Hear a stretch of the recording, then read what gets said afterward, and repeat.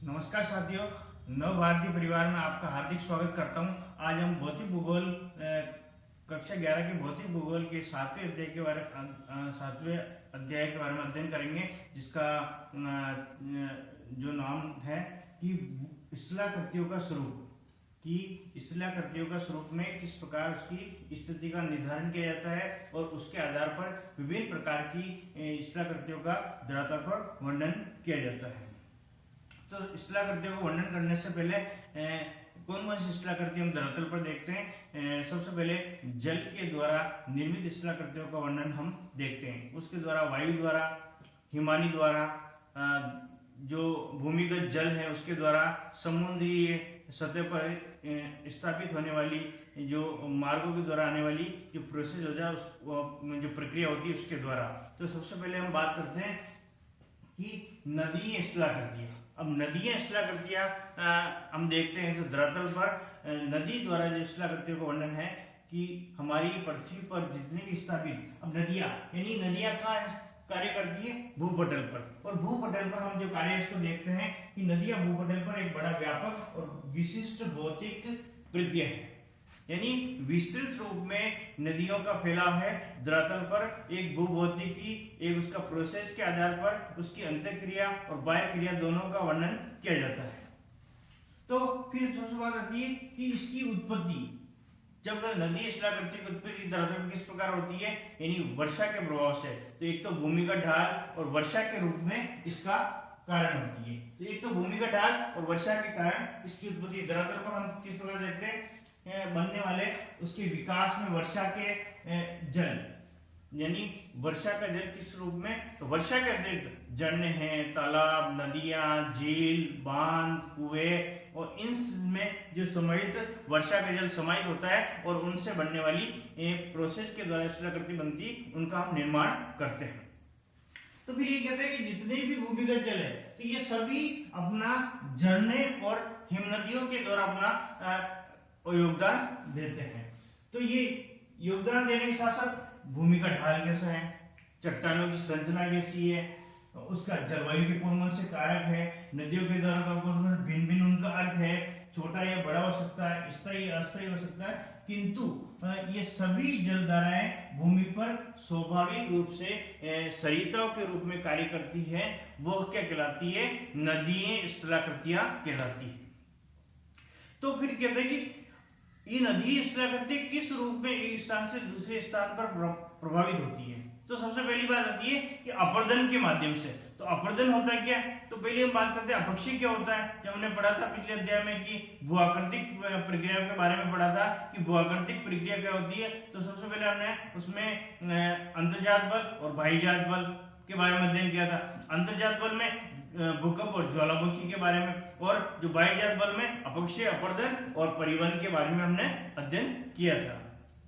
तो फिर बात आती है कि जो चट्टानें होती है अपने स्थान पर टूटती है और नीचे गिरती है और बिखर जाती है, तो उनसे जो कंकड़, पत्थर, शिलाखंड, मलबा, चिका मिट्टी के रूप में उसका प्रोसेस रहता है। तो एक स्थान से दूसरे स्थान पर गतिशील होती है, यानी अपक्षय एक गति क्रिया है और गतिशील प्रोसेस है। उसके माध्यम से एक स्थान से दूसरे स्थान पर जाकर वो जमाव करती है, और जिस जगह पे निक्षेप का जमाव करती है वहां पर निक्षेपण का काम किया जाता है।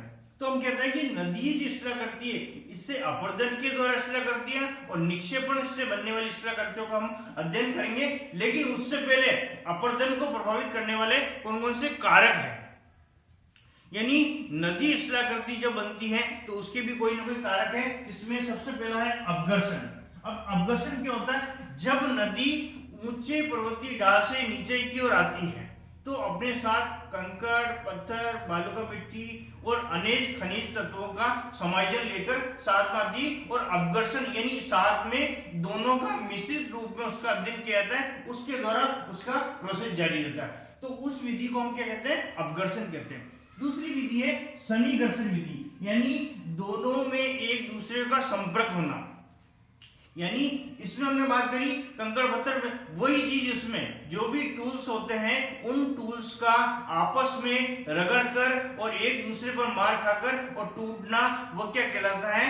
सन्निकर्षण कहलाता है। और वो किनारों पर यानी ऊंचाई से नीचे की ओर जब आते हैं पानी के फ्लो के रूप में, तो वो नीचे की ओर किनारों पर, एक दूसरे के किनारों विपरीत पर आप दूसरों में रगड़ खाते हुए, टूटते हुए कहीं नीचे तलहटी में जाकर जमाव की क्रिया हो जाती है। तीसरा आता है गोलन क्रिया, यानी जो भी पदार्थ है, यानी जो भी टूल्स से कंकड़, पत्थर, शिलाखंड, बालू, मिट्टी, वो क्या करते हैं, उसमें वर्षा का जो पानी है, यानी ऊंचे से नीचे के जो पानी आता है उसमें घुलकर और उसमें एक साथ मिलकर वो अपना प्रोसेस चलाते हैं और आगे बढ़ते हैं। उसी के आधार पर हम क्या करते हैं, इसमें गोल क्रिया का एक प्रोसेस होता है जो ये नदी जो शिला करती है, इसमें एक महत्वपूर्ण कारक माना जाता है। उसके बाद है जलीय दाब, यानी जो चौथा कारक है जलीय दाब। हमने पहले भी पढ़ा था कि जो दबाव पड़ता है कि सूर्य की किरणें पड़ रही है, चट्टानों पर दबाव पड़ रहा है तो चट्टानें टूट रही है, या तेज वायु तेज आकर चट्टानों को हिट करे तो चट्टानें टूट रही है, या फिर कोई भी वनस्पति है, जीव जंतु है, अंदर से चट्टानों को खोखला कर रहे हैं, या उनमें से कुछ वनस्पति जात के रूप में उसको अंदर से वनस्पति जो तत्व होते हैं उनको हटा रहे हैं। उसी प्रकार जो जल है, तो जल पर क्या करते हैं, जैसे ही जल चट्टानों पर गिरता है तो चट्टानों पर मार होती है और वहां से जो मुलायम जो चट्टान होती है, कठोर चट्टान में कम टूटेगी, लेकिन मुलायम चट्टान पे अधिक टूटकर वो नीचे गिरते और जाकर किसी तलहटी या निक्षेपण के रूप में जमा करते, तो वहां पर भी एक स्थलाकृति का निर्माण होता है। तो सबसे पहले हम देखते हैं कि यह अपरदनात्मक स्थलाकृति का निर्माण किस रूप में होता है और उसका वर्णन करेंगे। तो अपरदनात्मक स्थलाकृति के रूप में हम देखते हैं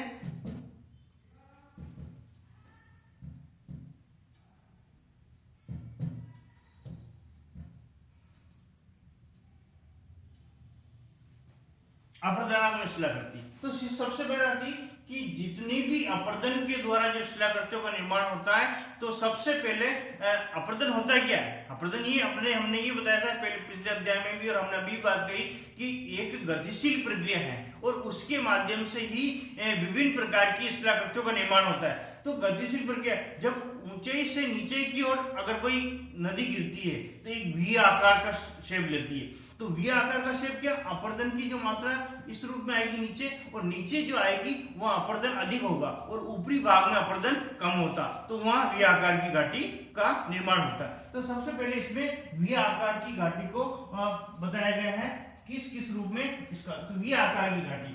तो नदियां सदैव वी आकार की ही घाटियां बनाती है। जब नदी ऊंचाई से नीचे की ओर गिरती है तो हमेशा वो वी आकार या अंग्रेजी के वी अक्षर के समान उस घाटी का निर्माण होता है, क्योंकि इसके निचले भाग वाले में जो नीचे वाला भाग है वह अपर्दन अधिक होता है, और इसलिए नदी के ऊपरी घाटी में इसका अपर्दन कम होता है, और ऊपरी घाटी में वी आकार की घाटी निरंतर गहरी होती जाती है और ऊपरी भाग पर अपर्दन की मात्रा कम होती है और गहरे पर अधिक होती है। अब इसी प्रकार हम देखेंगे कि इस प्रकार ये रूप में ये वी आकार की घाटी, यहाँ से नदी गिर रही और यहाँ क्या अधिक अपर्दन हो रहा है, इस जगह पर आकर क्या अधिक अपर्दन होता है, अपर्दन की मात्रा अधिक नितलीय अपर्दन।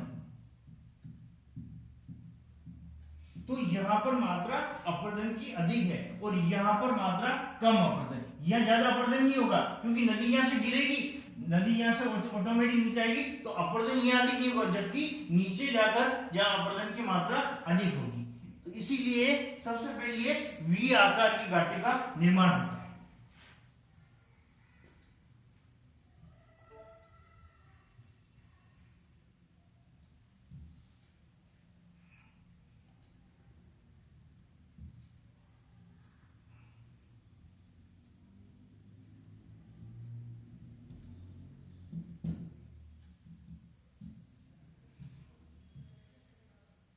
उसके बाद है दूसरी जो शिलाकृति है जलप्रपात। अब जलप्रपात में क्या है, जैसे मान लो ऊंचाई से नीचे की ओर पानी का फ्लो आया यानी एक ऊंचे से नीचे की ओर जब पानी गिरता है उसमें कठोर चट्टानें भी आती है, मुलायम चट्टानें भी आती है, और दोनों रूप में तो कठोर चट्टानें पर कम अपर्दन मतलब ज्यादा हीट नहीं, लेकिन मुलायम चट्टानों का अधिक अपर्दन होता है उस रूप में। तो ये सबसे पहले कि इनकी रचना उन स्थानों पर होती है, इनकी रचना उन स्थानों पर होती है जहां पर, तो जलप्रपात की बात करते हैं कि इनकी रचना उन स्थानों पर होती है जहां पर कोमल चट्टानें साथ साथ पाई जाती है, यानी कठोर और कोमल चट्टानें दोनों ही साथ साथ पाई जाती है, और ये बढ़ता हुआ जो कोमल चट्टानों का अधिक अपर्दन करता है, यानी जो कोमल चट्टान होगी वो तुरंत प्रभाव से, जैसे ही वर्षा का पानी उस पर गिरा तुरंत प्रभाव से टूट जाएगी, और टूटकर वो बिखर जाएगी और पानी के बहाव के साथ में एक स्थान से दूसरे स्थान पर चली जाएगी। लेकिन कठोर चट्टानों का अपर्दन बहुत कम समय के लिए होता है, और वो धीरे धीरे होता है, जो हम आगे पढ़ेंगे अपर्दन चक्र के बारे में। तो अपर्दन कठोर चट्टानों का अपर्दन कम करता है। अब इसी प्रकार आप देखो कि ये हमने कोई वाटरफॉल बनाया जलप्रपात, और जलप्रपात में हमने क्या बताई कि इसमें कोमल चट्टानें भी बताई और कठोर चट्टानें बताई। तो ये वाला जो भाग है वो कठोर चट्टानों का और ये कोमल चट्टानों का। तो कोमल चट्टानों का अपर्दन नदी को, और यहाँ से कोई नदी है वो नीचे की ओर फ्लो कर रही है इस रूप में, और इस रूप में जाकर वो उनका प्रवाह, ये जल का प्रवाह, इस रूप में हमने जलप्रपात के बारे में अध्ययन किया जाता है। नेक्स्ट शिलाकृति है वो हमारी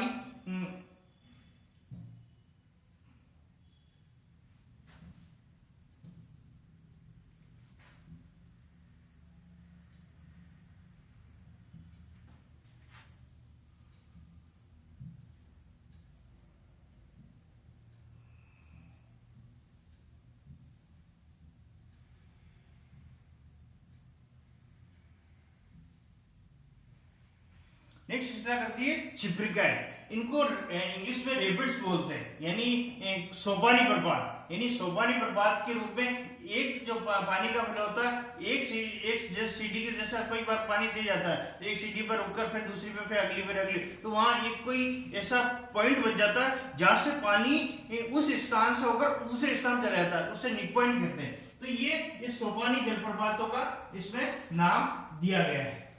सोपानी जलप्रपातों के रूप में इसको बताया गया है।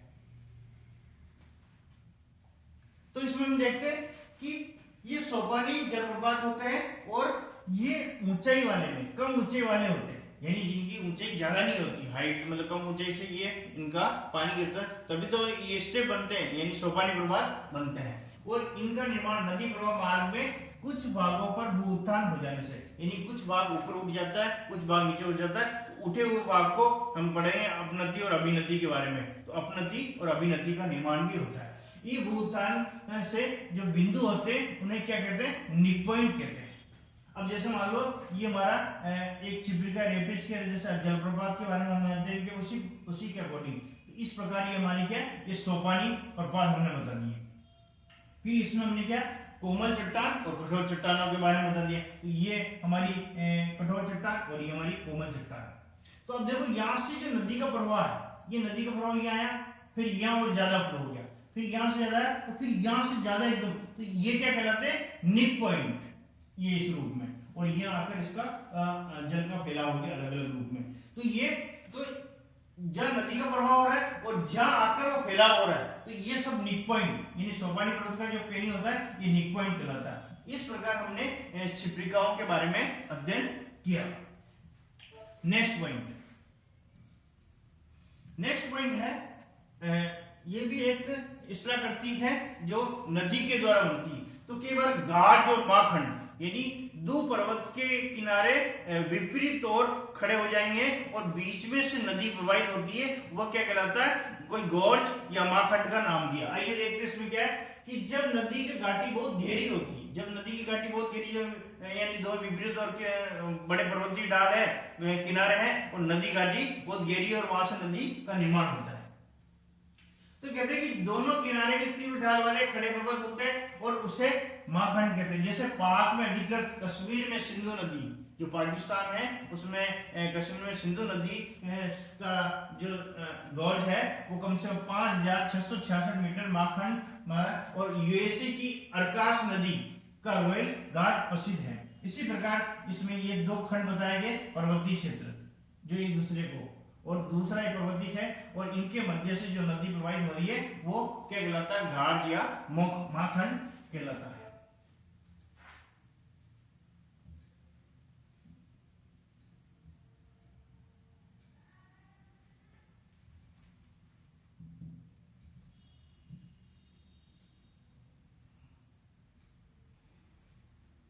तो उसी प्रकार प्राकृतिक तटबंध का निर्माण होता है, नदी वेदिकाओं का निर्माण होता है। ये नदी वेदिकाओं किस रूप में होती है कि कोई भी नदी आकर गिरी है तो उस रूप में यहाँ से जाती हुई ये नदी वेदिका यहाँ से गिरी, यहाँ से तो यहाँ नीचे अपर्दन अधिक होगा, फिर ऊंचे पर जाकर इसका अपर्दन कम होगा। इस रूप में इसका निर्माण होता है, इस रूप में। तो सबसे पहले आती, अब बात आती निक्षेपण क्रिया, यानी निक्षेप के रूप में वो किस प्रकार उसकी प्रोसेस जारी। अब निक्षेपण इस तरह करती है, निक्षेप का अर्थ क्या होता है, यानी अपर्दन के द्वारा जो गतिशील प्रोसेस होता है और वो एक स्थान से ले जाकर दूसरे स्थान पर जिस चीज का जमाव करता है, जो भी टूल्स होते हैं उसे हम क्या कहते हैं, निक्षेपण का अर्थ लिया जाता है। यानी निक्षेपण इस तरह करते हुए जमाव से ही संबंध होता है। तो सबसे पहली बात होती है इसमें हम निक्षेप की बात कर रहे थे, तो जलोढ़ पंख या जलोढ़ शंकु। अब जलोढ़ पंख और जलोढ़ शंकु का निर्माण कहाँ होगा, जब नदी ऊपरी भागों से उच्च पर्वतीय क्षेत्र से नीचे मैदानी भागों में जब बहती है तो वो जलोढ़ शंकु या जलोढ़ पंख का निर्माण करती है। तो देखो, जब नदी ऊंचे पर्वतीय भागों से जब नीचे उतरती है, जो मैंने बोला ऊंचे भागों से नीचे भागों की उतरती है, तो लेकिन उसके साथ काफी चट्टानी मलबा होता है और वो मैदानी भागों में जाकर वो जमाव कर देती है।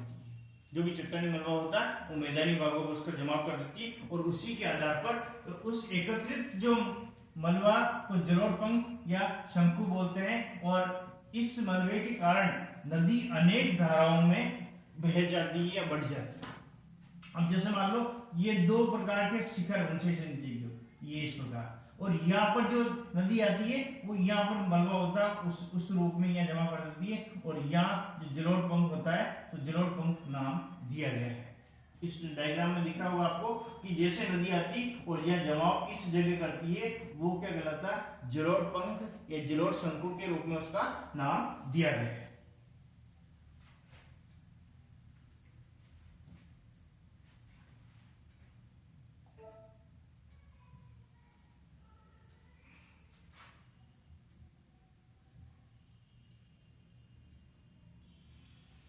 नेक्स्ट है दूसरा, ये भी निक्षेपण इस तरह करके संबंधित है, यानी नदी विसर्ग। अब नदी विसर्ग से क्या तात्पर्य है कि हम कई बार देखते हैं कि जब ऊंचाई से नीचे की ओर जब वर्षा के पानी के साथ नदी का बहाव होता है तो एक सर्पाकार आकृति, यानी नदी का जो आकृति होती है एक विसर्ग के रूप में उसका संचालन होता है, और विसर्ग के रूप में या सांप की आकृति के आधार पर उसका जमाव हो जाता है।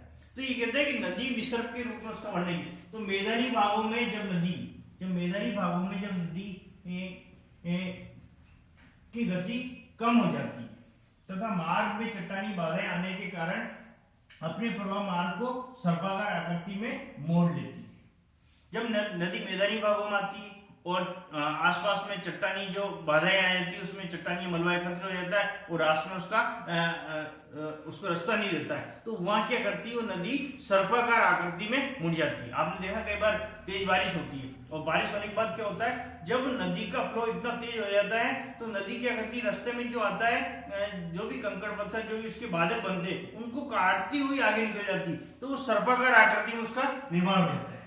तो इसी प्रकार एक नदी है और ये नदी यहाँ से अगर जा रही है तो इस रूप में वो फ्लो करती हुई वो आगे बढ़ रही है, और इसी के आधार पर वो नदी अपना रास्ता चुनती है, यहाँ से नदी प्रवाहित होगी इस प्रकार ही।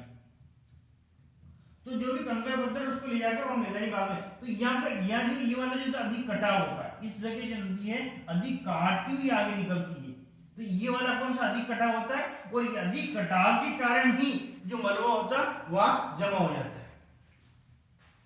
नेक्स्ट,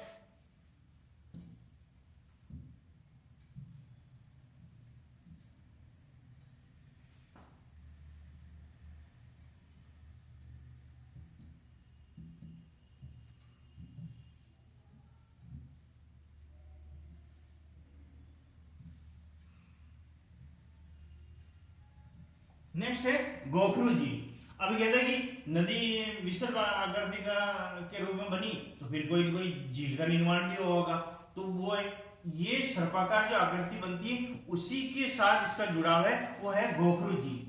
अब गोखरू झील जो है वो ये तीसरी प्रकार है जब नदी का विसर्प अधिक सर्पाकार हो जाता है। मैंने बताया था कि जब नदी के जो सर्पाकार आकृति उससे संबंधित है, जब नदी का विसर्प अधिक सर्पाकार हो जाता है तो वो अपना प्रवाह मार्ग छोड़कर दूसरा प्रवाह मार्ग अपना लेती है। जब अधिक सर्पाकार होती तो अपना पहला प्रवाह मार्ग छोड़कर दूसरा प्रवाह मार्ग अपना लेती है।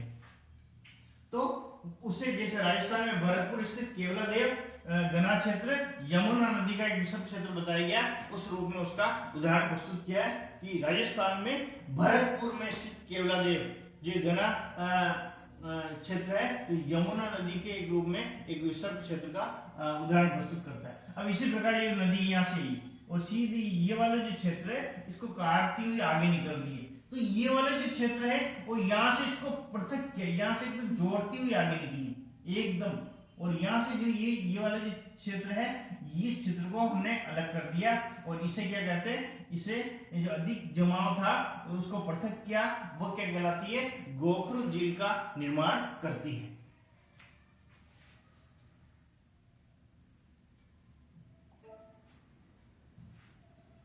नेक्स्ट है प्राकृतिक तटबंध।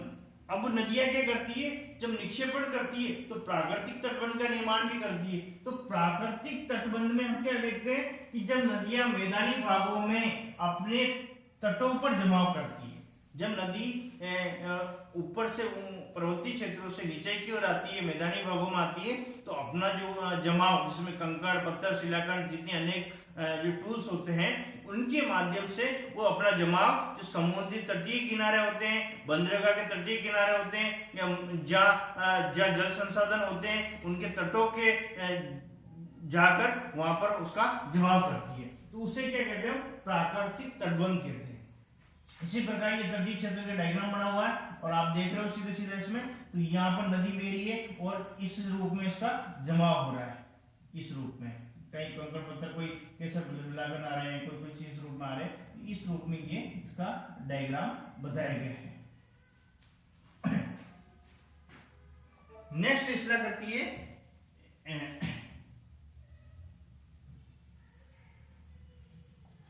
नेक्स्ट इसला करती का नाम दिया है क्वेस्टा। यानी क्वेस्टा एक चट्टानी भाग होता है, यानी चट्टान की तरह ये होती, चट्टानी भागों से इसका निर्माण होता है और ये नदियों के बाढ़, अब चट्टानी भाग होती है और नदियों में बाढ़ आती है तो वहां पर जो चट्टानी टुकड़ा होता है वो हिलता नहीं है, तो वो वहां से बाढ़ के रूप में उसका प्रोसेस जाता है। तो बाढ़ के मैदान में ये जो शिलाकृति पाई जाती है, जो ये क्वेस्टा फ्रांस के पेरिस बेसिन में बहुत इतिहास में बहुत अधिक मात्रा में पाई जाती है। जो फ्रांस का जो पेरिस क्षेत्र है वहां पर इसकी मात्रा अधिक पाई जाती है। नेक्स्ट है मोनार्ड नोक। नेक्स्ट जिला करती है मोनार्ड नोक। अब मोनार्ड नोक जो होता है वो नदी की अंतिम अवस्था में, जैसे नदी युवावस्था, उसके बाद प्रौढ़ावस्था, फिर लास्ट में वृद्धावस्था, जब नदी जाके अंतिम अवस्था में अपना निर्माण करती है तो वो मोनार्ड नोक के रूप में उसका निर्माण किया जाता है। अब जिस प्रकार कोई भी नदी है, नदी के रूप में इस प्रकार हमने उसका वर्णन किया और इस रूप में, तो नदी यहाँ से आएगी और लास्ट में आकर इसका निर्माण होता है, तो ये क्या कहलाता है, मोनार्ड नोक। तो चट्टानी टीले होते हैं और उस रूप में उभरे हुए होते हैं, ये अंतिम अवस्था होती है और जो चट्टानों के टीले उभरे हुए होते हैं और वहां से नदी जाकर अपना फैलाव करती है और जहां जाकर जमाव करती है, उस जमाव की प्रक्रिया को क्या कहते हैं, मोनार्ड नोक कहते हैं।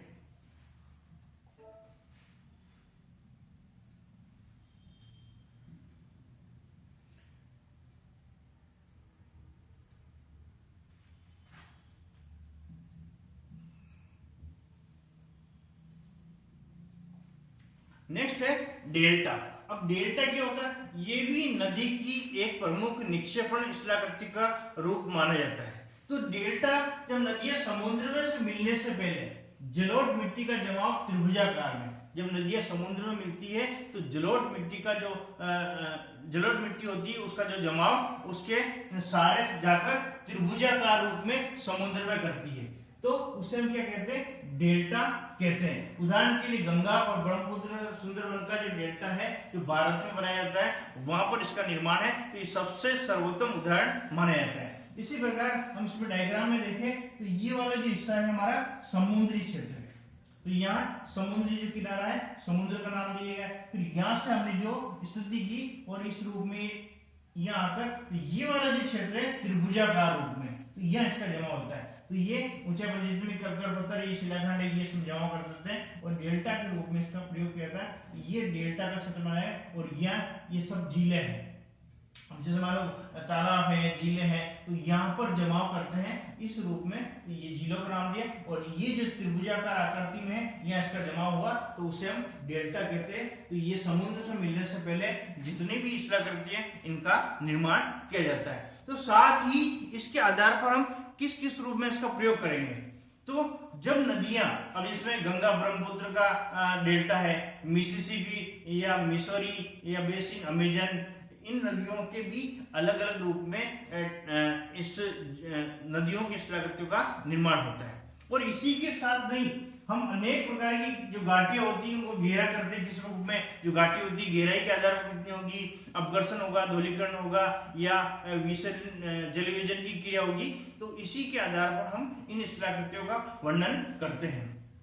तो ये थी हमारे साथियों नदी स्थलाकृतियों से बनने वाली अपरजनात्मक और निक्षेपणात्मक स्थलाकृतियों का वर्णन यहाँ समाप्त हुआ। नेक्स्ट हम हिमानी से बनने वाली स्थलाकृतियों का वर्णन करेंगे। धन्यवाद।